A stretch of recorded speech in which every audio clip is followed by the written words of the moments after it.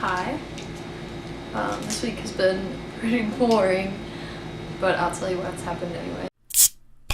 Yesterday I went shopping and I thought I'd show you guys what I got. I went to Ulta for the first time. I don't know if you guys have been to Ulta, but it's like half Sephora with like high-end makeup and like half drugstore makeup, but a wider selection. I thought I would show it to you on my face. I got these three things. These two are lip stains. One of them is a matte balm. They're like a balm, but then when the balm wears off, your lips are still stained. Lined them up, and I just did it while I was in the cab. I really ruined it. And when I first put it on, I didn't feel like it was the same color. Like, it looked really pink, but now I think maybe like as it dried, it turned into the same color. The reason I showed you this one is because I wanted to try it on, and I feel like this one is the one that I'm going to get to use the least. But it does make me feel very fancy, which is why I put my hair up like this, pinned it back, and I put on winged eyeliner. So now I have this one on, and it looks kind of weird because I just took off the red, and I couldn't get it all off because I should have put this one on first since it was lighter and then showed you guys this one, but I'm not smart.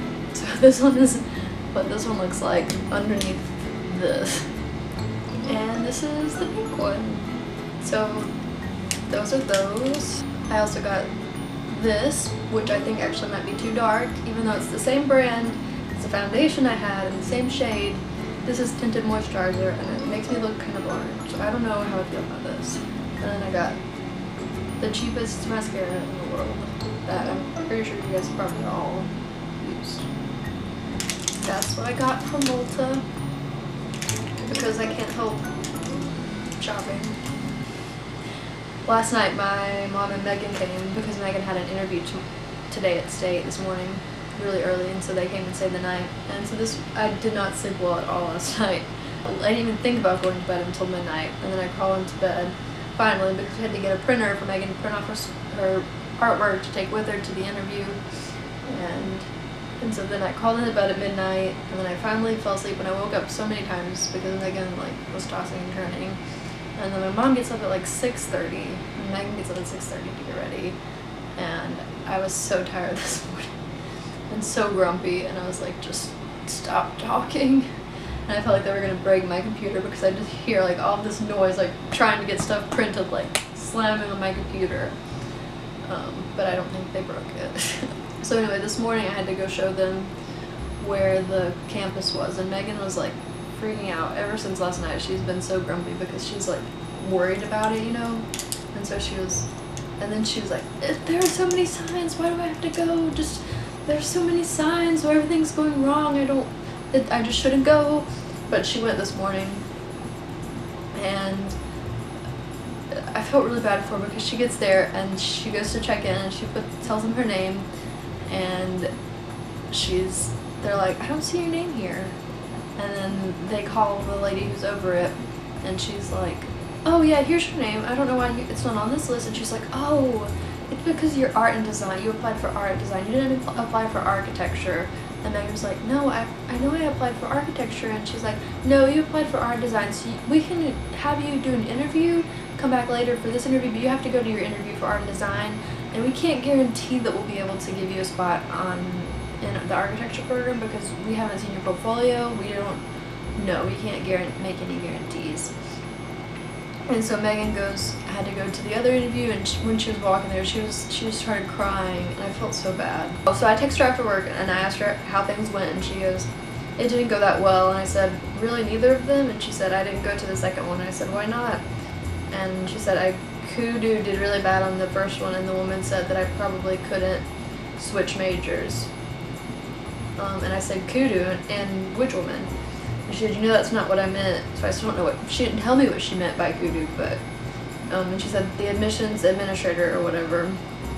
So I don't think she's very happy with how it went, and I feel bad for her. I don't know. We'll see what happens. And today I went to work, and I went to tutor, and they had this event. It was like the first event they had, and they were really excited about it.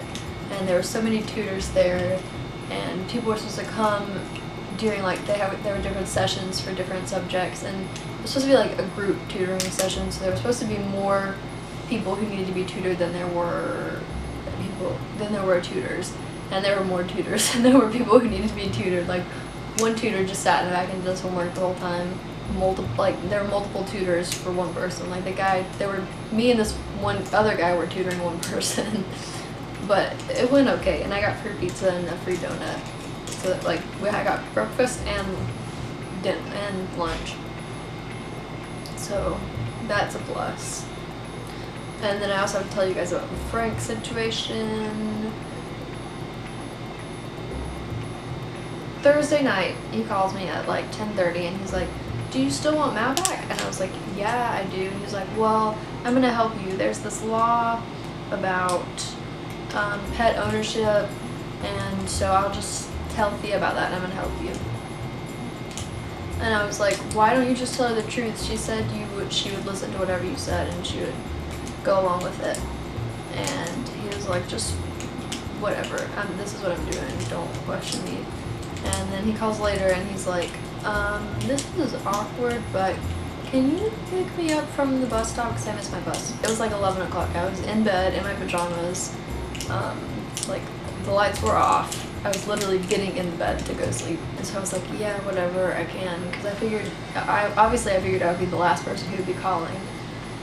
So I get there, I pick him up. The first thing he says is, oh, you got your nose pierced. It looks good. There was the longest pause before he said good. And he asked me a lot of questions about that, and I was like, just be quiet until you get to your apartment, and I can drop you off and leave. So we get to his apartment, he's like, oh, I got some things for you to pick up, and so I got some stuff, and then I was like, oh, can I have my vacuum cleaner too? And he was like, but we need that vacuum cleaner. And I was like, Glenn has a vacuum cleaner, use his. Like, this is my vacuum cleaner, and I don't have a vacuum cleaner. What am I supposed to use? But eventually he was like, oh, okay, you can have your vacuum cleaner. And then he tried to get me to stay. He was like, do you want to stay and talk? And I was like, no, I don't want to stay and talk. I'm leaving, bye. And he was like, did I say something wrong? And I was like, not today. And he was like, don't bring up the past. And I was like, I wasn't. And then he was like, can I have a hug? And I was like, no. And I was in my car then and I was leaving. But it was very stressful, to say the least. I'm glad it's over with. But then he was texting me yesterday, messaging me yesterday, like trying to get me to make him a fake legal notice for Thea because he just won't tell her the truth. He was like, can you just pull up a document that looks wordy that she won't read?